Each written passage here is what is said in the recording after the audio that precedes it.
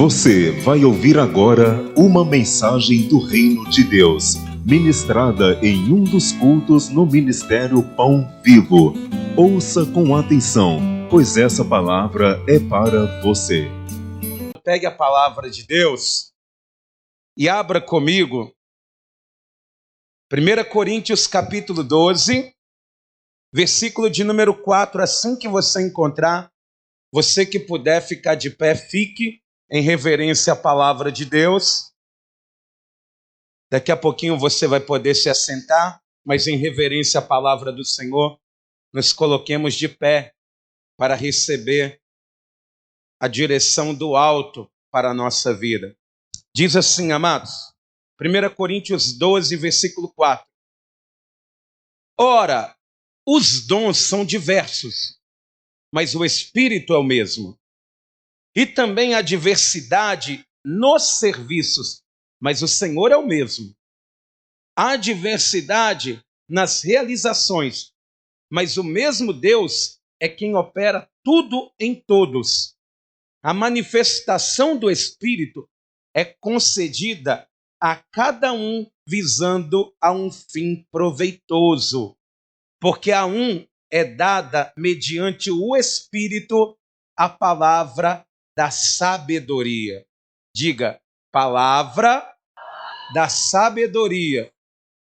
Tem muitas pessoas que confundem, pensam que é dom de sabedoria, mas não, o dom é palavra de sabedoria. Amém? São coisas diferentes, distintas, mas todas, tanto a sabedoria que vem de Deus, mas a palavra da sabedoria, nós vamos entender como que ela opera no meio da congregação. Quem é que gostaria de ter a palavra da sabedoria de Deus dentro dele? Levanta a mão assim. Você gostaria? Olha que eu garanto que muitas pessoas aqui têm essa palavra dentro delas. Amém? Geralmente as mães, os pais, sempre tem essa palavra de sabedoria. Mas vamos compreender? Põe a mão assim na altura do teu coração, feche os seus olhos, ainda de pé, eleve o teu pensamento a Deus.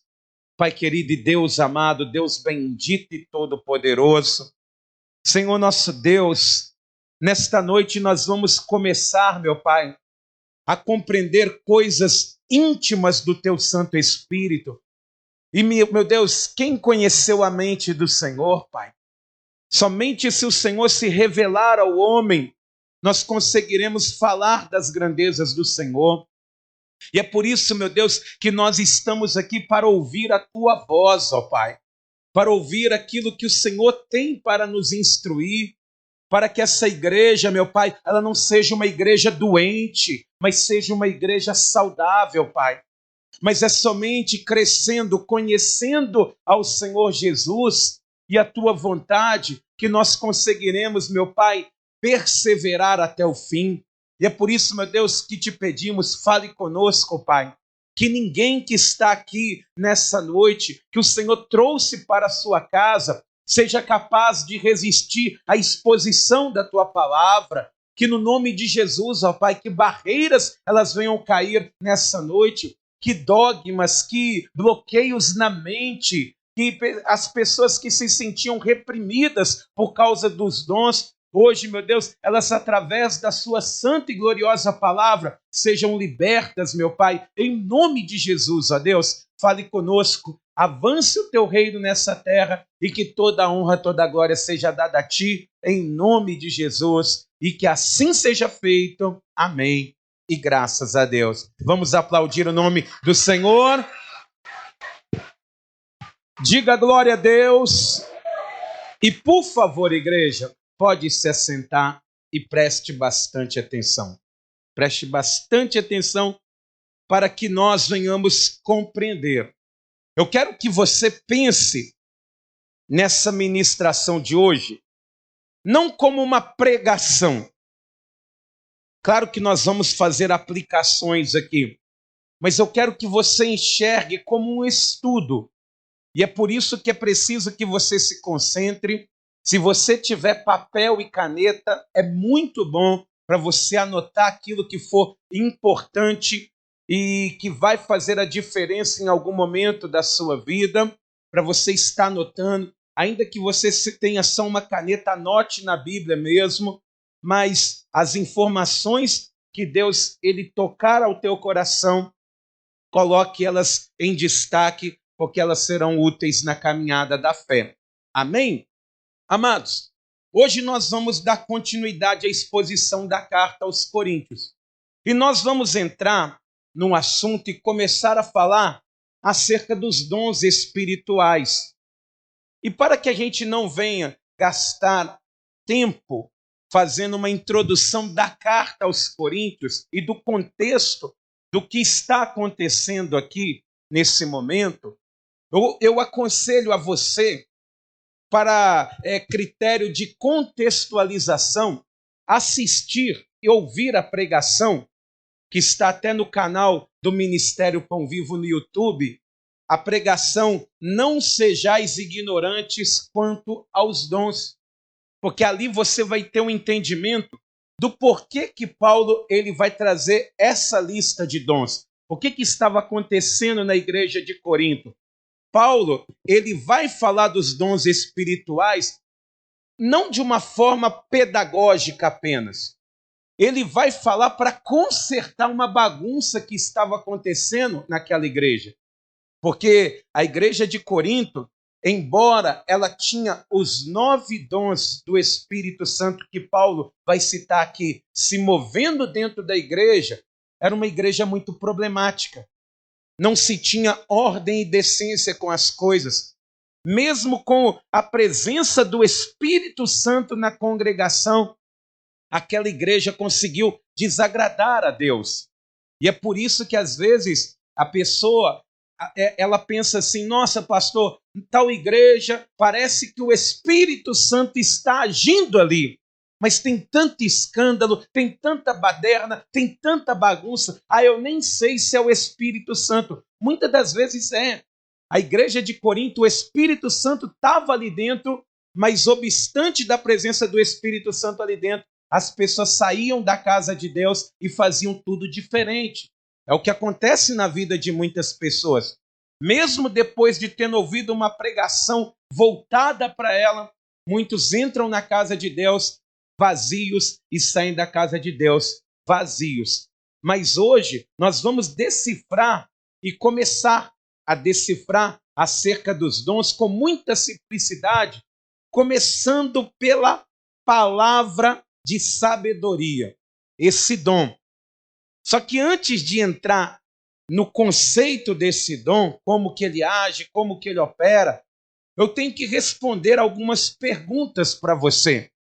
Igual a primeira pergunta que eu imagino que muitas pessoas elas pensem é: o que é um dom?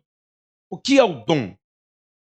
Porque às vezes a gente fala de talento, a gente fala de dom, a gente fala ali de uma pessoa que tem uma capacidade, que parece que é uma pessoa obstinada. Mas o que é um dom? A palavra dom, no grego, ela é carismata, que vem da palavra caris, que quer dizer graça. E a graça de Deus é quando Deus ele dá algo que a gente não merece. Imagina um presente. Inclusive, a palavra graça ela é definida trazendo para o português como um favor que a gente não merece. Imagina um presente maravilhoso que você nem imaginava receber. Isso é um dom. O dom que o Espírito Santo dá é um presente, é algo que é maravilhoso, é algo que vai ser bem aproveitado. Eu falava no domingo que o dom, ele não é um presente que fica parado. Igual uma vez eu ganhei um porta-retrato, amei o porta-retrato, nossa, ele é de prata em volta, ele fica lá no meu escritório. Mas se nós fôssemos colocar o dom como um presente, seria uma furadeira de impacto, que a pessoa ela ganha para usar, para trabalhar com ela. O dom, ele é isso. Quando o Espírito Santo ele vai dar o dom a alguém, é com essa finalidade, é para o trabalho, é para o crescimento, é para o avanço da congregação. O dom espiritual é dado à pessoa não para projeção pessoal, igual a gente vê. Nos banners de culto de muita igreja está assim: o pastor que cura, ele vai estar presente. Aí é o quê? Projeção pessoal. O dom não pode ser usado desse jeito. O dom, ele é para o avanço do reino e para o crescimento da congregação. O pastor que revela isso, isso e isso, vai estar na igreja. Aí todo mundo vai para ver aquilo acontecer. Aí a mesma coisa da pessoa ela pagar um ingresso para ver uma atração. Então, o dom ele não pode ser usado desse jeito. Ele tem que ser para o trabalho, para o avanço da obra de Deus. Mas muitas pessoas, elas não sabem distinguir a diferença entre o batismo com o Espírito Santo e o dom. Pastor, o batismo com o Espírito Santo e o dom do Espírito Santo é a mesma coisa? Não, não é. São coisas diferentes. Porque nas décadas de 70, 80, aliás, de 60, 70 e 80, muito se ensinou acerca disso, que uma pessoa batizada com o Espírito Santo era aquela que falava em línguas estranhas. Quem já ouviu falar isso aqui, levanta a mão. Isso o que gerou? Segregação. Quem não falava não tinha o Espírito Santo. Outra coisa, meninice. Muita gente que não falava coisa nenhuma começou a inventar língua. Começou a falar coisa até que não devia, porque para fazer a obra tinha que ter esse dom, segundo eles. Tinha que ser essa evidência do batismo. E não é. Deus, na sua palavra, ele não colocou nenhum dom como aferidor da presença do Espírito Santo na vida de uma pessoa. Por que o batismo com o Espírito Santo e o dom do Espírito são coisas diferentes? Porque o batismo com o Espírito Santo, ele começa no dia da conversão da pessoa. Foi no momento que o Espírito Santo ele convenceu ela a se ajoelhar diante do altar. Igual ontem nós conversávamos, eu e o pastor Dimas, o Espírito Santo antes ele vai atraindo a pessoa, mas a pessoa ela vem para a igreja e volta para o bar. Ela vem para a igreja, fica emburrada, volta para casa brigando, mas chega um dia que o Espírito Santo, ele convence aquela pessoa de tal forma que ela entra na presença do Senhor e fala, daqui eu não saio mais. É isso que eu preciso. Eu não quero voltar mais para o mundo. Eu não quero voltar mais para trás. Eu quero ser uma pessoa diferente. Não quero mais magoar minha família. Eu não quero magoar mais os meus familiares. Eu quero uma nova vida com Deus. O batismo com o Espírito Santo, ele começa naquele dia. E claro, assim como em Ezequiel vai dizendo que Deus ele ia mandando medir as águas, todo o tempo nós estamos entrando em águas mais profundas na presença do Senhor. Quem está entendendo isso, diga glória a Deus. Por isso que ele começa ali. É quando o Espírito Santo ele te convenceu que você era um pecador. Quando ele olhou para mim e falou, você é um miserável pecador. Você tem que mudar de vida. E no dia que eu entreguei a minha vida para Jesus, verdadeiramente eu falei, o melhor lugar para estar é aqui embaixo mesmo, ajoelhado na presença do meu Salvador, porque Ele me dará uma nova vida, Ele mudará a minha história, amém? Você deve ter sentido isso também. Então, o batismo com o Espírito Santo, a obra ela começa na conversão. O dom, ele é diferente, ele vem na caminhada da fé. É no avanço da obra. Igual a pessoa, ela está congregando, ela está na presença de Deus, ela está aprendendo a palavra de Deus e, de repente, o Espírito Santo ele começa a ver a necessidade na igreja.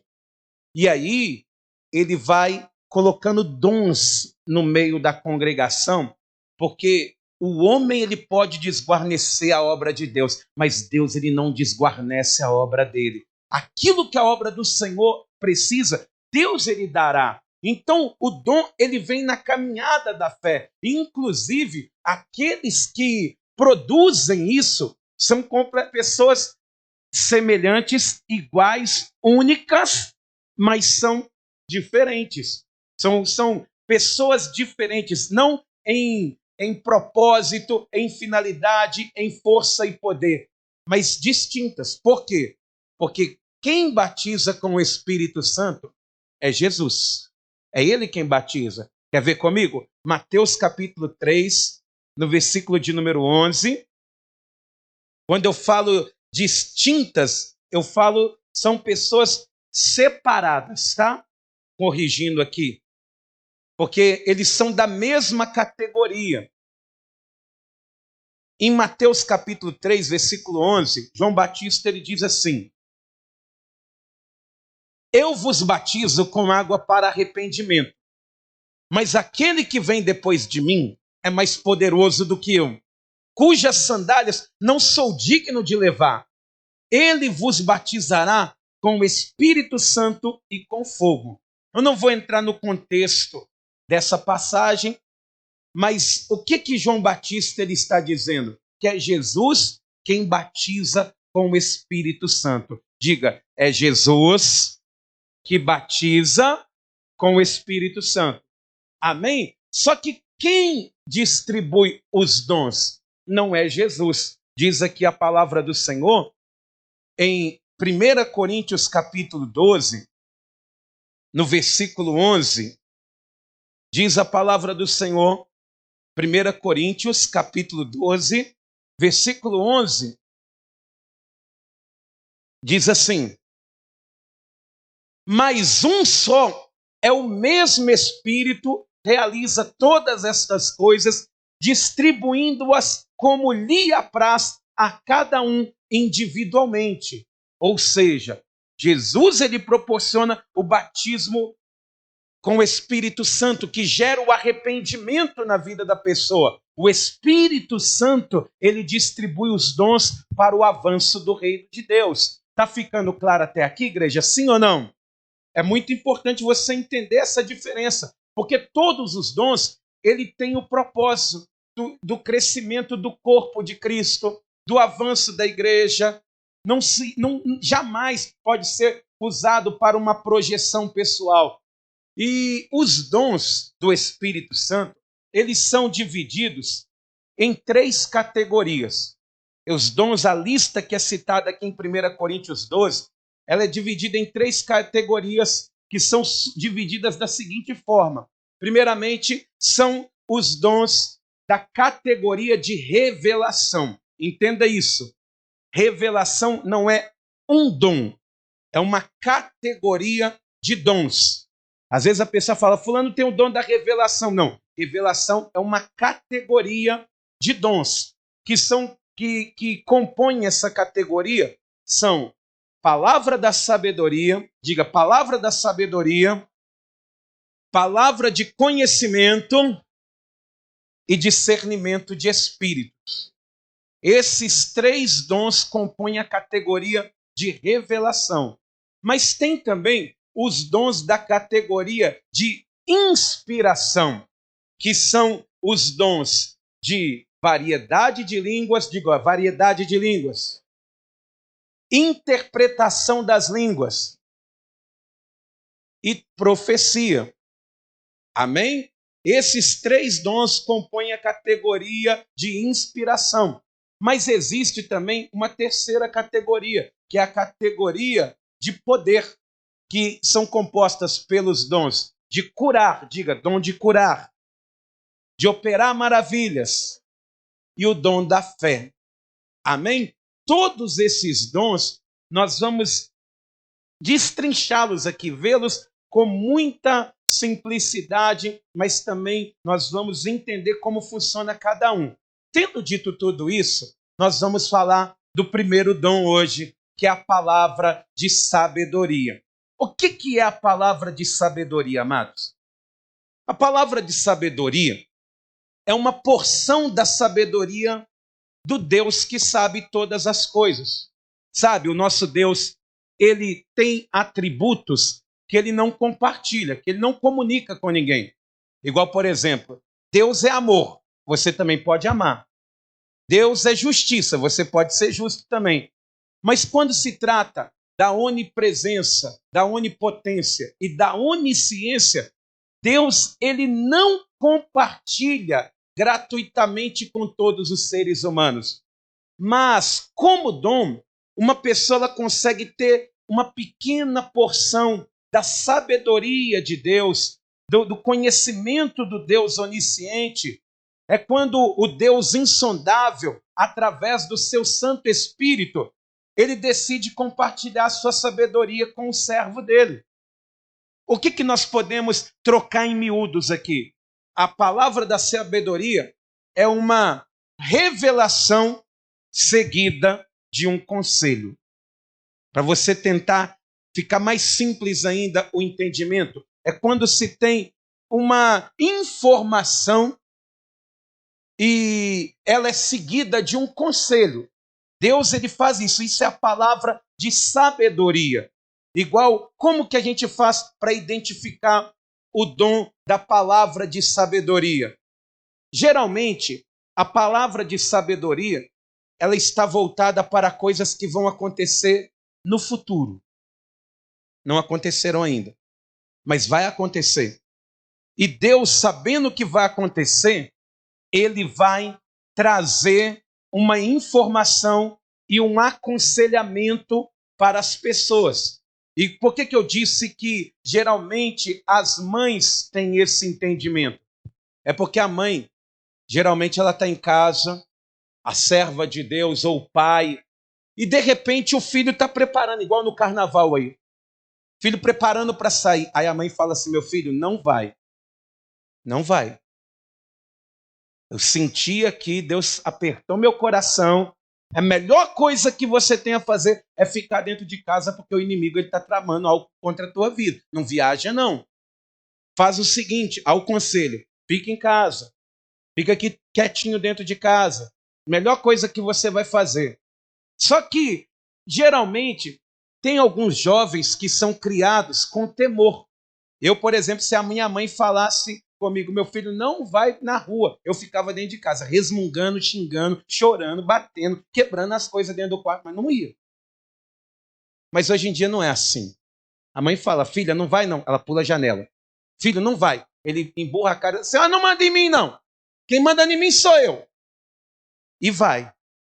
Aí quando acontece a desgraça, aí a pessoa coloca a culpa no Satanás. Mas Deus avisou. Teve uma palavra de sabedoria. Algo estava premeditado, pronto para acontecer. Foi avisado. O conselho foi dado. Mas a pessoa não segue. A pessoa não segue. Igual, às vezes acontece, de até mesmo dentro da igreja, acontecer isso. Acontecer algumas coisas. Teve uma vez que eu tive um sonho que tinha um casal na igreja em adultério, o marido traindo a esposa. E Deus, ele me mostrava. Eu falei, olha, Deus, ele me mostrou isso e isso. E como que está a sua área de casamento, a sua vida sentimental? Aí a pessoa fala, ô pastor, tá mil maravilhas. Tá mesmo? Tá mesmo? Porque eu vi isso e isso e isso. E o inimigo, ele está tramando destruir a sua família, acabar com o seu lar, quebrar a sua aliança. Se eu fosse você, está fazendo alguma coisa errada, não quer falar, confessa os seus pecados a Deus, pede perdão a Deus, para o que você está fazendo, porque senão vai acontecer coisa pior. A pessoa pensa, não, é loucura, é palavra aleatória. Às vezes no culto acontece muito isso, o pastor do nada começa a liberar palavra de sabedoria com aconselhamento, só que a pessoa ela não entende. Ela pensa que não é com ela, só faltou falar o nome dela, mas ela não entende. E aí o que ela faz? Ela continua no erro. 2 meses depois, casal separado. Porque nada é oculto que não seja revelado. Enquanto Deus está avisando, é para que não aconteça. É para que não aconteça. Só que se a pessoa ela não se atentar, vai acontecer. Nós fomos fazer uma visita na casa de uma irmã, eu estava até relembrando com ela, me lembrando de um dia como se fosse hoje, que foi muito forte. Eu não sou muito de parar culto para falar nada. Mas nesse dia, eu lembro que eu fiz uma pregação e estava pregando no culto da tarde, devia ter 4 pessoas no culto, da mesma família. Não tinha como. Deus parece que fala, ninguém vai no culto. Só essa família. E aí eu estou pregando, acabando o culto. Eu falei, olha, Deus está dizendo aqui, ó, que se tem pessoas aqui, ó, dessas 4, que só tinha ali, mas não falei as 4. Se não entregar a vida para Jesus, o inimigo ele vai ceifar a vida dele. E aí, acabou que ali no final do culto eles não vieram na frente. Depois, segundo uma das mães, falou que o filho, o rapaz, ele até estava tendo uma transformação de vida. Eu, na verdade, eu não vi naquele dia. Ninguém veio diante do altar. Eu lembro como se fosse outro. Uma semana depois, ele foi morto com 23 tiros. Mais de 15 na face. Mas sabe por quê? Deus vai avisando. Deus, ele fala. É para o crescimento da igreja. É para a salvação da alma. Mas tem muita gente que despreza. Vai para a igreja, o pastor está falando, o Espírito Santo está falando e está entrando no ouvido e está saindo no outro. Mas em nome de Jesus, se Deus ele te trouxe até aqui nessa noite, é porque ele tem uma obra grandiosa para fazer na tua vida. Amém?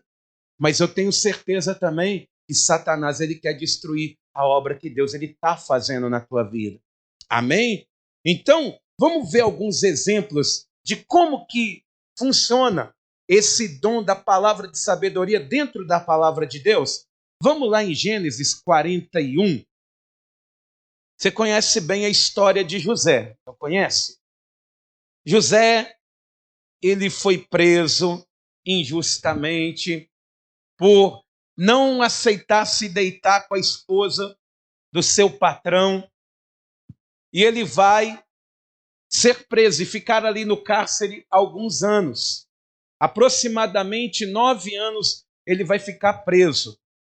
E diz a palavra do Senhor que enquanto José estava preso e já estava começando a gerar um sentimento de revolta, porque ele decifrou o sonho do copeiro e o copeiro ficou de ajudar ele e acabou que não ajudou coisa nenhuma. Então ele já estava ficando meio chateado quando de repente Deus deu o sonho lá para Faraó. E o sonho de Faraó era tão difícil de identificar que nem os mais sábios ali do Egito conseguiram identificar. E o sonho, ele sonhava que tinha 7 vacas magras que vinham e devoravam 7 vacas gordas. E aquelas 7 vacas magras, depois de devorar as vacas gordas, continuavam com fome ainda. E depois ele teve um sonho que tinha 7 espigas bem cheias de milho, aquelas espigas bem cevadas, né? Bem bonitas, e de repente vinha 7 espigas bem magrinhas, raquíticas, sem milho, e começava a devorar as espigas gordas. E o semblante, a aparência daquelas espigas magras era como se elas tivessem fome ainda. E aquilo ali foi perturbando o Faraó, foi perturbando. E aí diz a palavra do Senhor que ele, sem o entendimento, na hora o copeiro, ele falou, olha, eu conheci um homem lá na cadeia que no dia que o Senhor estava preparando para me matar, ele falou desse jeito, e do jeito que ele falou aconteceu. Aí mandaram chamar José. E José ele se apresenta diante de Faraó, e ele começa a lhe contar o sonho, e José ele vai dar ele vai decifrar dessa forma. Diz aqui no versículo de número 25, diz assim: então lhe respondeu José, o sonho de Faraó é apenas um. Deus manifestou a Faraó que há de fazer.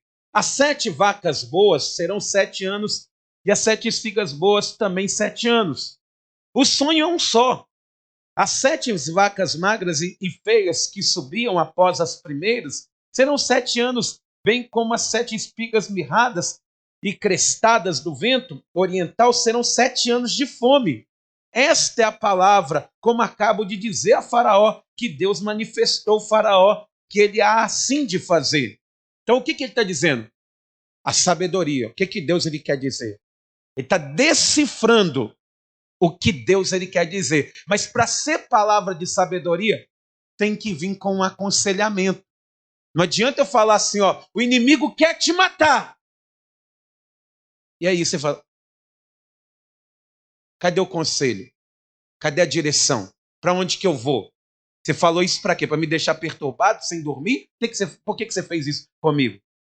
Então, a palavra de sabedoria, ela traz o que Deus quer, mas traz a direção para onde a pessoa vai. E aí diz a palavra do Senhor que José, ele vai dizer assim, ó, versículo de número 29. Eis aí vem 7 anos de grande abundância por toda a terra do Egito. Seguir-se-ão 7 anos de fome, e toda aquela abundância será esquecida da terra do Egito. A fome consumirá a terra, e não será lembrada a abundância da terra em vista da fome que seguirá, porque será gravíssima. O sonho de Faraó foi dúplice, porque a coisa é estabelecida por Deus, e Deus se apressa a fazê-la. Agora, pois, escolha Faraó um homem ajuizado e sábio, e ponha-o sobre a terra do Egito. Faça isso, Faraó, e põe administradores sobre a terra, e tome a 5ª parte dos frutos da terra do Egito. Nos 7 anos de fartura, ajuntem os administradores toda a colheita dos bons anos que virão, recolham cereal debaixo do poder de Faraó para mantimento das cidades e o guardem. Assim o mantimento será para abastecer a terra nos 7 anos de fome que haverá no Egito, para que a terra não pereça de fome. Palavra de sabedoria. Está entendendo? Não é que a pessoa, ela... Não. É algo simples, que Deus ele fala de uma maneira singela, que se a pessoa tiver o entendimento, ela vai conseguir compreender o que Deus está dizendo e para onde que ela vai. Amém? Vou te dar um outro exemplo dentro da palavra de Deus, como que a palavra da sabedoria se manifesta. Segundo o livro dos Reis, capítulo de número 6, e no versículo de número 8, a palavra de Deus, ela vai dizer que o rei da Síria, ele queria pegar o rei de Israel de tudo quanto é jeito. Armar uma tucaia, como diz na comunidade, uma casinha de caboclo, né? Armou uma casinha. Está armando aqui, ó. Está armando. Porque diz a palavra do Senhor que ele colocava o exército dele aonde o rei ia passar. E uma arapuca, uma artimanha só funciona assim. Você pega e segue os passos da pessoa, vê que ela sai todo dia 6 horas da manhã para trabalhar, ela pega todo dia o ônibus no mesmo lugar, ela volta todo dia na mesma hora, ela passa, compra o pão na padaria, e pega a rotina da pessoa. Quando uma pessoa quer fazer mal para outra, ele pega a rotina dela. E foi isso que aqui o rei da Síria estava fazendo. Todas as vezes era o mesmo lugar que eles passavam. Só que diz a palavra do Senhor, segundo Reis capítulo 6, versículo 8, diz assim: o rei da Síria fez guerra a Israel e em conselho com os seus oficiais disse: em tal e em tal lugar estará o meu acampamento. Ou seja, nós vamos esperar ele ali. Já que ele quer guerra com nós, então vamos mostrar para ele que a gente manda, que a gente tem poder, que o nosso arsenal é maior. Vamos acabar com todos eles. Mas diz aqui no versículo 9: mas o homem de Deus mandou dizer ao rei de Israel: guarda-te de passares por tal lugar, porque os sírios estão descendo para ali. E o rei de Israel enviou tropas ao lugar de que o homem de Deus lhe falara e de que o tinha avisado, e assim se salvou não uma nem 2 vezes. O que é isso? Palavra de sabedoria. O rei, Deus me mostrou. O rei da Síria está armando contra você. Você acha aquele negócio de paz? Ah, então vamos embora, nós estamos em paz aqui, tá? Aquilo ali não colou, não. Ele está armando contra você. E ele está te esperando em tal lugar. Não passa lá. Ao conselho. Não passe, não vá lá, porque senão vai dar problema, vai dar ruim, você vai sofrer consequências. E aí, o rei, que é uma pessoa assim, de Deus, que ouviu e entendeu que era Deus falando, o que ele fez? Nem lá perto passou. O quê? Ele vai ficar mofando lá. Vai ficar lá, ó, dormindo no meio do mato, mas eu nem lá não vou. Nenhuma, nem 2 vezes. Não vamos marcar de novo. Não deu nessa noite, não vamos marcar amanhã. foram, marcaram e nada. A ponto do rei ele pensar que tinha alguém tramando contra ele. Diz aqui versículo 11, ó. Então, tendo-se perturbado com este incidente, o coração do rei da Síria chamou ele os seus servos e disse: não me fareis saber quem dos nossos é pelo rei de Israel? Está dizendo, alguém aqui está entregando a gente. Tem um dedo duro, um X9, um caguete. Quem está caguetando, hein? Só que aí um homem entre eles vai dizer assim, respondeu um dos seus servos, ninguém, ó rei, meu senhor, mas o profeta Eliseu que está em Israel, faz saber ao rei de Israel as palavras que falas na tua câmara de dormir. E a câmara de dormir é o quarto de dormir do rei. Uma parede de quase 1 metro de grossura, de espessura, que não dá para ouvir nada que está do lado de dentro. Mas Deus, ele sabe o que acontece. Ele sabe até o que você está pensando agora. O que está no teu coração. Não vai ser um quarto que vai impedir a Deus. Quem que você acha que avisou a Eliseu? Deus. E através do Espírito Santo, Eliseu, ele vai chegar e vai falar, olha, não passe por lá. Vai dar problema. Palavra de sabedoria. Está entendendo que é algo simples. Quantas vezes você que está aqui já não foi usado por Deus assim? E achando que você é uma pessoa vazia, que não tem dom, que Deus não te ama, que Deus não quer você. Não, você já foi usada talvez muitas vezes, meus irmãos. É você que talvez não estava conseguindo ter esse entendimento. Vamos dar mais um exemplo dentro da palavra de Deus, agora no Novo Testamento? Vamos lá em Atos dos Apóstolos, no capítulo de número 27. Atos, capítulo de número 27, no versículo de número 10, o apóstolo Paulo, ele está indo para Roma em um navio. Ele vai fazer ali a sua petição para ser julgado como cidadão romano, ele vai, mas ele vai preso num navio. Engraçado que o sonho de Paulo era ir para Roma, conhecer Roma. Ele já tinha escrito a carta aos romanos, ele queria conhecer lá, só que não foi da vontade dele, da forma que ele quis. Às vezes a gente tem planos, projetos, que vão se cumprir, mas às vezes não vão se cumprir do nosso jeito. Quem está entendendo, diga glória a Deus. E em Atos 27, no versículo de número 10, Paulo ele vai dizer assim, quando ele está preso no navio, ele avisa dos perigos da viagem. Diz aqui, ó, Atos 27, versículo 10. Dizendo-lhes, senhores, vejo que a viagem vai ser trabalhosa, com dano e muito prejuízo, não só da carga e do navio, mas também da nossa vida. Está dizendo, olha, gente, nós vamos viajar, mas você está sentindo esse vento? É a mesma coisa quando você vai sair de casa, vai pegar a Tereza Cristina ali e está começando a ficar tudo escuro para o lado de lá. E você fala, não, o meu carro é possante, ele vai. Mas você olha, você fala assim, meu Deus, Deus já está mostrando, já está avisando. Já está avisando já. E Paulo está dizendo, vai dar prejuízo. Nós vamos perder, perigoso perder até pessoas. Versículo 11. Mas o centurião dava mais crédito ao piloto e ao mestre do navio do que ao que Paulo dizia. Tem pessoas que não dão crédito à palavra de Deus, meus irmãos. Não dá. A pessoa só vai para Jesus, muitas das vezes, quando ela está no fundo do poço. Mas antes do poço estar tão fundo, quantas vezes a pessoa não foi avisada? Quantas vezes? Em nome de Jesus. Ouça aqui agora o que o Espírito Santo está te dizendo. Quantas vezes Deus vai ter que te avisar? Você vai ter que chegar lá no fundo do poço, meu irmão. Tem coisas que você não precisa conhecer de ver. Se você conhecer de ouvir falar, já está bom. Mas tem pessoas que vão conhecer o inferno porque conhecer de ouvir falar já não está bom. Tem que estar lá. Tem que ir ver.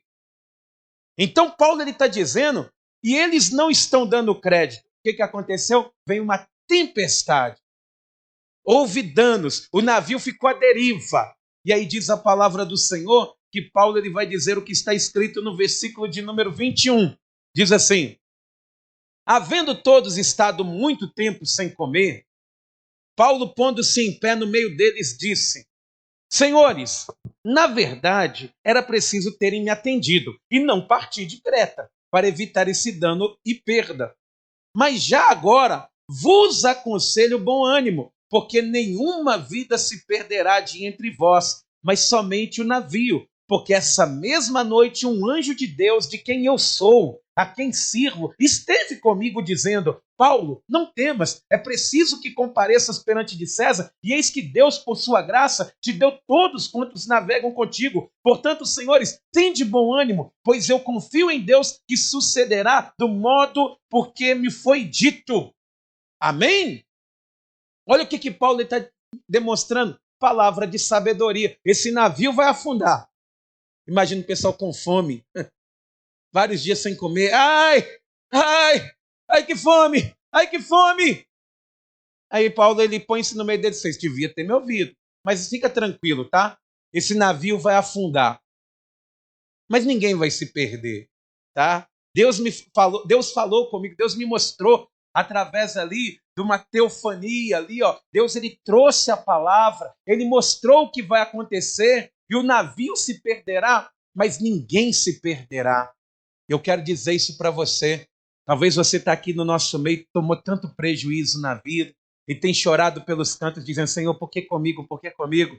Mas Deus ele está te poupando, você está esquecendo que Deus te conservou em vida. E se Ele te conservou em vida, a obra não acabou, a obra ela continua. Deus ele continuará provendo, levantando e edificando em nome de Jesus. Amém? Diga para quem está do teu lado: não, Deus não se esqueceu de você. Amém? Você está vendo como que o dom da palavra de sabedoria, ela é útil para o reino? Quem é que gostaria mesmo de ter esse dom ativo dentro dele? Levanta a mão e diga glória a Deus. Louvado seja Deus. Que bom se todos tivessem esse dom. Mas talvez, é igual eu disse para você, você já tem. Deus te usa muito nessa forma, para aconselhar. Às vezes tem gente que sonha mais que José, amado. E eu não sou José, viu, gente? Entenda isso. Às vezes a pessoa fala: pastor, um dia eu sonhei com uma pipa. Minha irmã, meu Deus do céu. Já começa com aquele monte de sonho abstrato. E de repente vinha um pássaro voador. Eu falei: meu Deus do céu, piorou. A única coisa que eu posso dizer é: ore. Porque se Deus ele der o sonho, Ele vai dar a direção também. Amém? Se for para mim, me fala, tá? Se for para mim, me fala, vem com a sabedoria, vem e fala: pastor, ó, isso, mas vai para o lado de cá que vai ser melhor.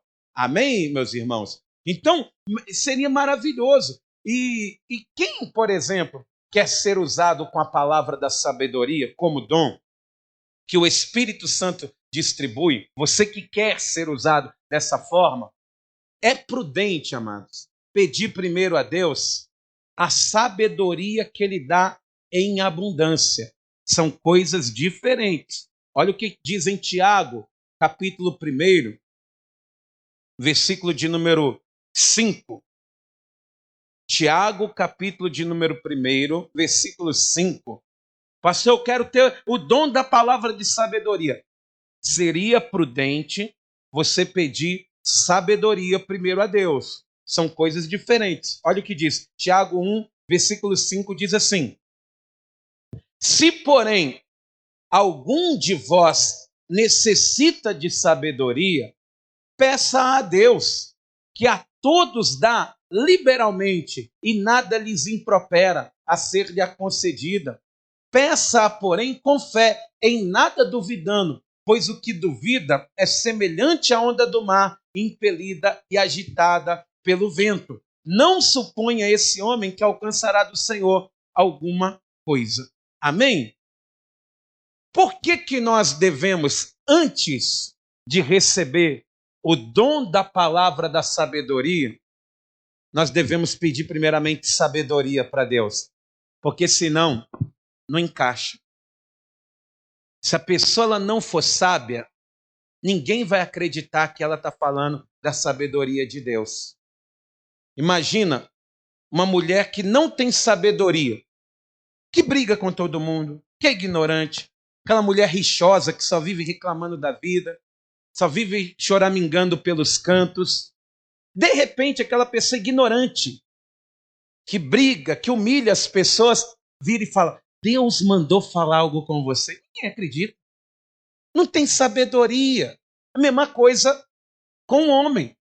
O homem, ele quer ter a palavra de sabedoria, que é uma revelação seguida de um bom conselho, mas se ele não tiver sabedoria exposta na vida dele, no tratar as pessoas, no saber corrigir as pessoas, no saber se expressar, no dia ele chega em casa, briga com a mulher, briga com os filhos, depois vai virar para pensar: ó, essa noite Deus me mostrou uma coisa, pelo amor de Deus. A pessoa vai falar, vai se converter primeiro, porque não acredita. Não encaixa. Não encaixa. É por isso que a palavra de Deus, ela diz que sabedoria, Deus, ele não pede nada. A pessoa que fala assim: Senhor, eu quero ser sábio. Eu estou ferindo as pessoas à minha volta. Eu estou fechando maus negócios. Eu estou agindo da maneira incorreta. Eu estou tratando as pessoas de uma maneira que não está agradando o Senhor. Meu Deus, eu não consigo me libertar. Eu já tentei fazer dessa forma. Está faltando sabedoria em mim. Me dá a sua sabedoria, ó Deus. E Deus, ele vai dar deliberadamente, liberalmente. Todo mundo que quer ser sábio, uma coisa que eu peço todo dia a Deus: sabedoria. Sabedoria. Sabedoria, porque se Deus, ele não impõe regras para pedir a ele sabedoria, e ele também não impõe regras para dar, eu vou pedir a toda hora. Eu quero ser mais sábio. Eu quero ser uma pessoa que lê a palavra de Deus, consegue interpretar, consegue ter um entendimento, mas eu preciso da sabedoria que as pessoas consigam ver, para que quando eu falar assim: olha, gente, igreja, Deus está falando isso conosco, as pessoas vão ver e falar assim: não, realmente o pastor é uma pessoa sábia, sabe tratar as pessoas bem, não tem panelinha com ele, não tem grupinho, não tem turminha. Então o que ele está falando é de Deus. Deus está usando ali ele para falar agora. Mas se não tiver sabedoria, como que vai falar que Deus está usando, amado? Você está entendendo isso? É por isso que é necessário ter essa prudência, para que você não fique envergonhado. Tem tanta gente que tem ministério, tem esse dom, mas é tão frustrada que não sabe conversar com as pessoas. Estoura fácil. Aquela pessoa que é uma bomba.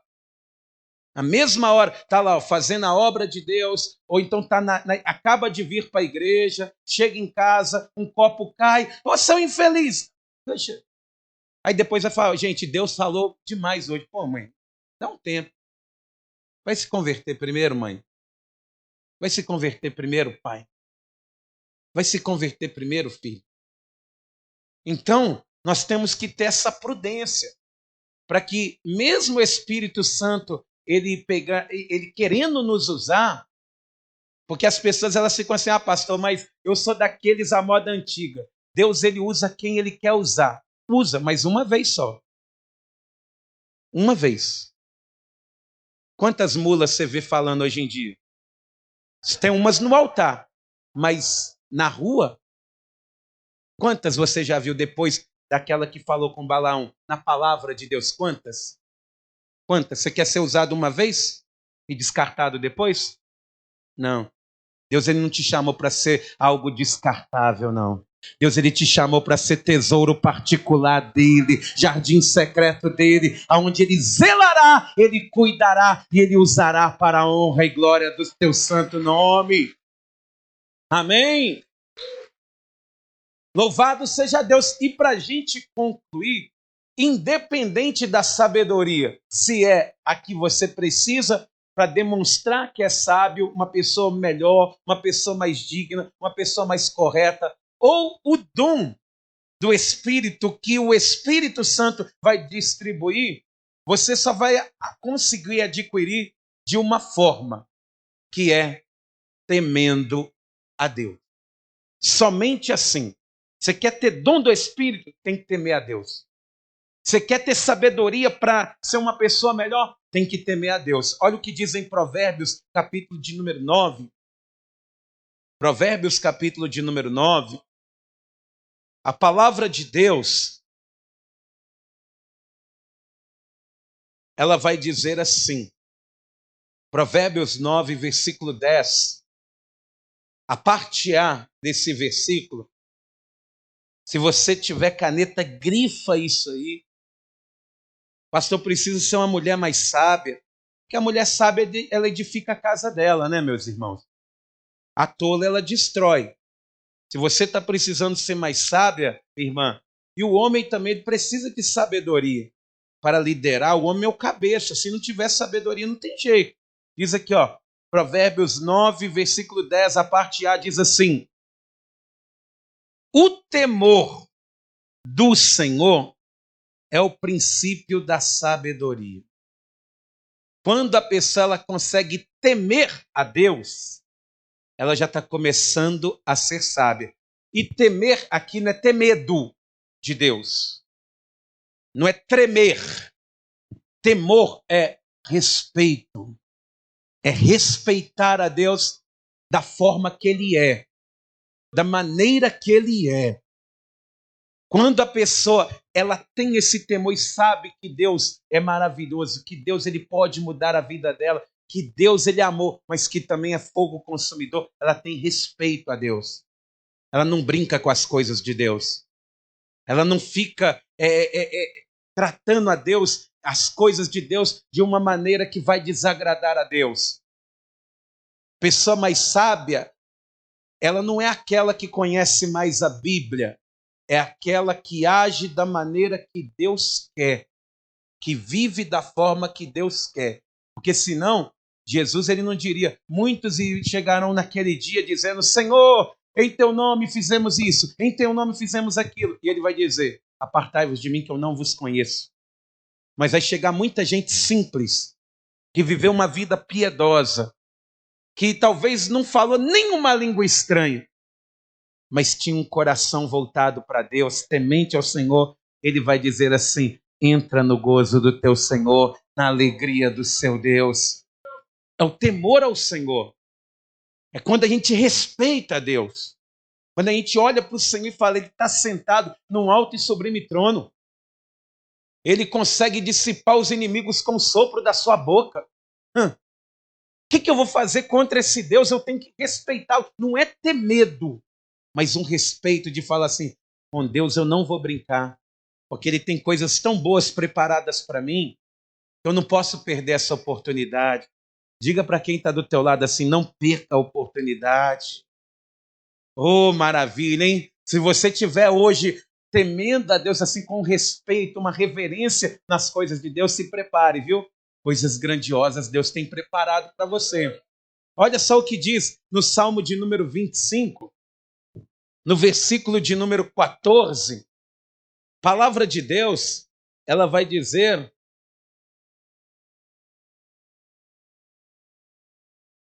na tradução da Bíblia que eu estou usando, está escrito assim, Salmo 25, 14, diz assim, a intimidade do Senhor é para os que o temem.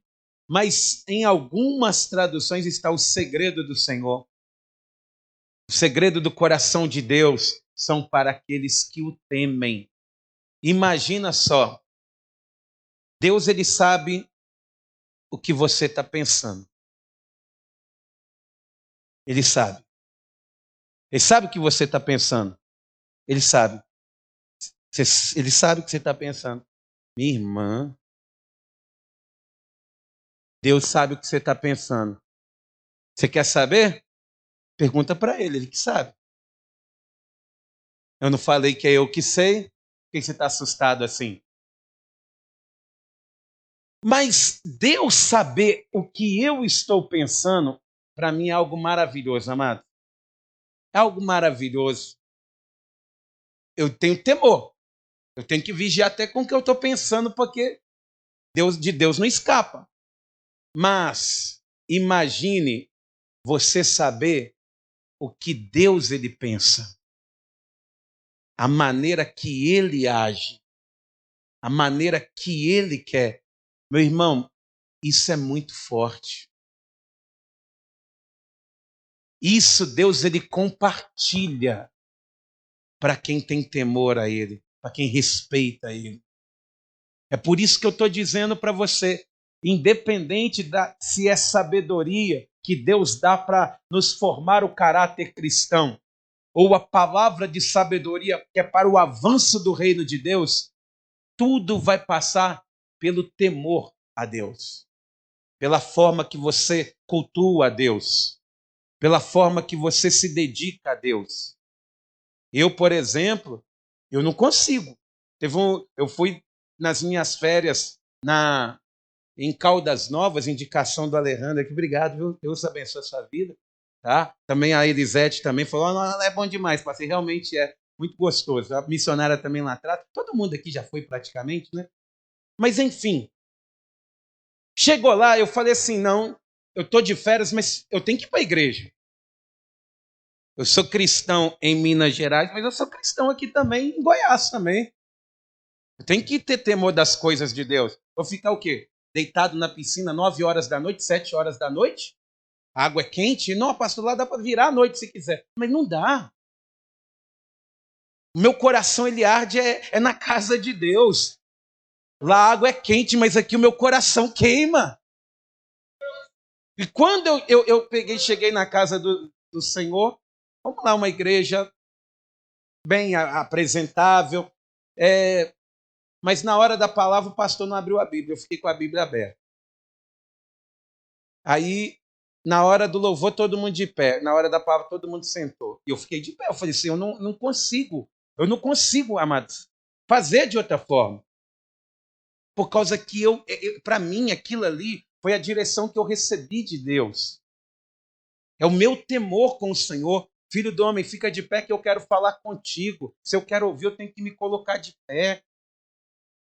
São pequenas coisas que faz com que Deus ele compartilhe coisas, não com todos, mas com alguns apenas. Por que Deus não fala comigo? Talvez você não está temendo a Deus. Por que Deus ele não mostra para mim? Talvez está faltando um pouquinho mais de temor. Quem está entendendo, diga glória a Deus. Mas para concluir, a maior prova da sabedoria de Deus é quando a pessoa ela toma a decisão mais sábia da vida dela. O pastor, minha decisão mais sábia foi ter me casado. Foi bom, né? Você se casar, que maravilha, hein? Mulher especial, a bênção de Deus, né? Mas essa não foi sua decisão mais sábia. Quando eu decidi ser mãe, foi a decisão mais sábia que eu tive. Quando eu me tornei pai, pastor, ter família é bom demais. Quando eu abri o meu próprio negócio, foi a decisão mais sábia que eu tomei. Não. A decisão mais sábia que uma pessoa pode tomar é quando ela entrega a vida dela para Jesus. Quando ela entra diante de Deus e fala, Senhor, eis-me aqui, pecador. Mas se o Senhor quiser esse pecador, eu vou te servir. Essa é a decisão mais sábia que uma pessoa pode tomar. Porque naquele dia, a história dela começa a ser escrita para a glória do Senhor. Amém?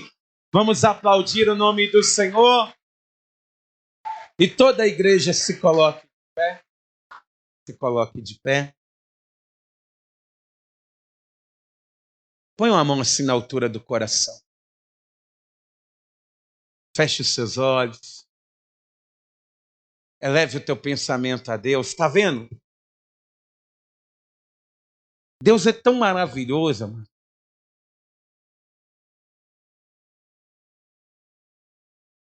Ele é tão maravilhoso que ele perdoa.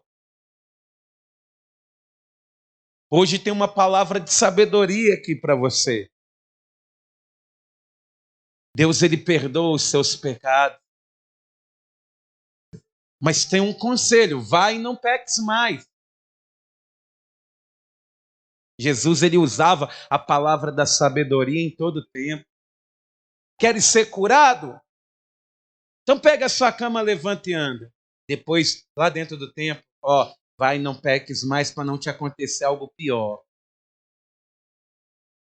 Hoje Deus ele está falando com você. Deus ele quer mudar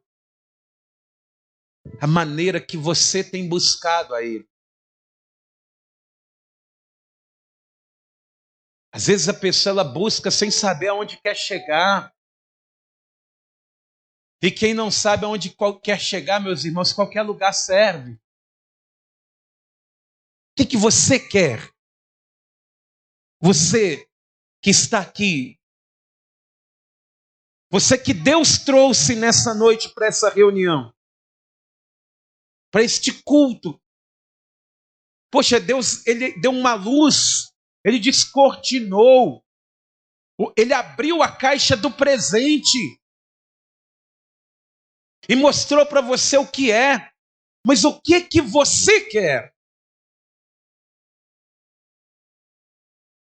É isso que vai te fazer uma pessoa sábia ou não.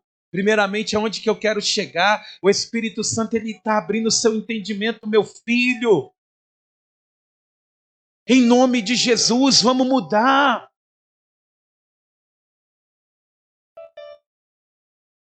Vamos caminhar com Deus.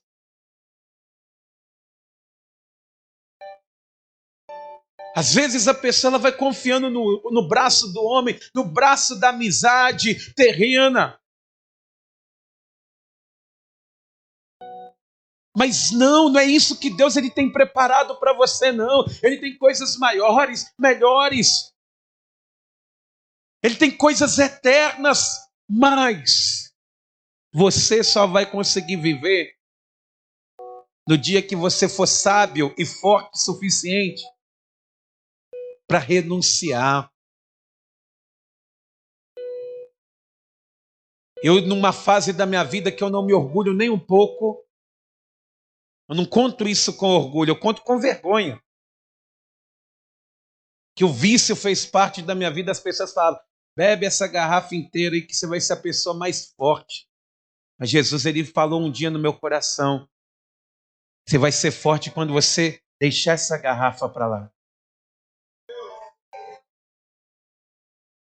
Quando todo mundo falar que você for fraco, Deus vai estar dizendo que você é forte. É quando você abre mão das coisas terrenas, por temor a Deus, por respeito a Jesus. É quando você olha para a cruz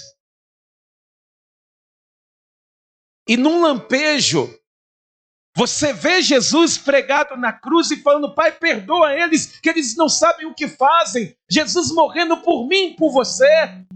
Isso gera temor. Jesus morreu por mim.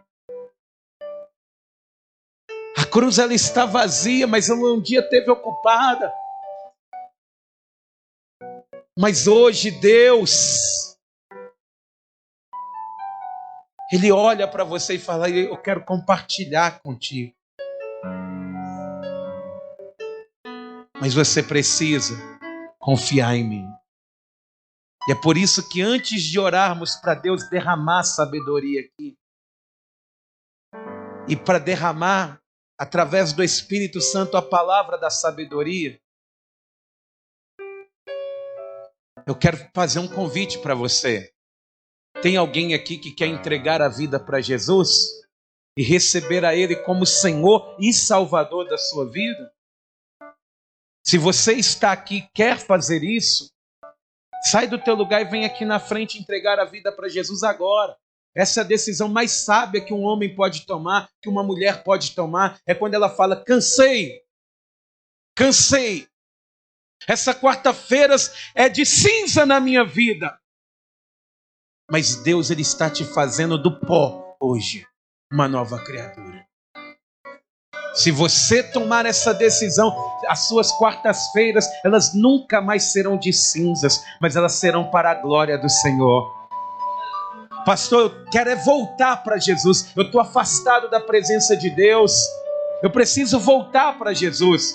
Então, se você estava afastado da casa do Senhor, está sem igreja, está sem ministério, Deus ele te encontrou à deriva, igual Paulo, lá no navio.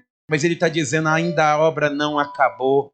Vem consertar, vem voltar para Jesus. Pastor, eu quero voltar. Tem alguém que quer voltar hoje para Jesus? Não fica com vergonha, não. Sai do teu lugar e vem aqui na frente se entregar para Jesus, que Ele mudará a tua história. Amém? Você quer? Você quer? Vem. Vem. Vem cá. Glória a Deus. Isso, vem cá, fica aqui comigo. Fica aqui comigo. Mais alguém? Pastor, eu quero. Eu quero mudar de vida. Mais alguém? Basta você levantar sua mão assim, ó, e dizer eu quero. Se você disser eu quero, você quer, meu irmão? Levanta a tua mão logo. Eu sei que você quer, o Espírito Santo está te chamando. Então vem cá, vem cá. Vem cá. Traz ele aqui, traz ele aí. Isso. A sua mão não levantou sozinha não, meu irmão. É Deus segurando na tua mão. É Deus te fortalecendo. É Deus mudando vidas. Mais alguém? Em nome de Jesus. Ouça o que Deus está falando aqui com você. É tempo de mudança. É tempo de alegria. O inimigo está tentando destruir você, mas Deus ele está preparando uma nova morada para todos nós. Mais alguém? Se quer, dê um sinal ao céu. Que o Senhor ele vai fazer a obra na tua vida. Se ajoelha aqui comigo, meu amigo. Jesus te ama. Deus é contigo. Tá bom? Victor, põe a mão na altura do coração. Zé Milton, faça da mesma forma. Igreja, estenda suas mãos em direção ao altar. A não ser que você queira algo mais com Deus. Aí seu lugar não é aí. Pastor, eu vim aqui, eu estou desse jeito. Igual o Victor aqui, Deus ele tem tido misericórdia. Tem tido. Hoje a vida dele vai mudar. Isso é sabedoria. É quando a gente toma essa decisão. Vocês que estão aqui diante do altar, fechem os seus olhos e orem assim comigo. Meu Deus e meu Pai, neste momento, a minha vida eu entrego em tuas mãos. E Pai querido, eu te peço perdão pelos meus pecados, pelas minhas falhas, pelos meus erros. Mas hoje, o teu Espírito Santo falou ao meu coração. E hoje, ouvindo a tua voz, eu decidi mudar completamente de vida, mas somente com o Senhor eu irei conseguir, pois em Cristo eu sou mais do que vencedor, para a honra e glória do Senhor.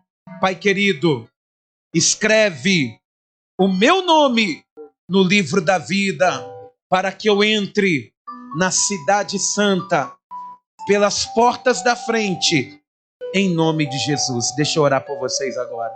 Pai querido, Deus amado, eu te peço, meu Deus, primeiramente, meu Pai, que o Senhor olhe para cada um dos teus filhos agora, sobre a vida do Vitor aqui em cima do teu altar, sobre a vida do Zé Milton, da irmã Lucinéia, que estão diante do teu altar, meu Deus, pedindo ao Senhor, meu Pai querido, a transformação.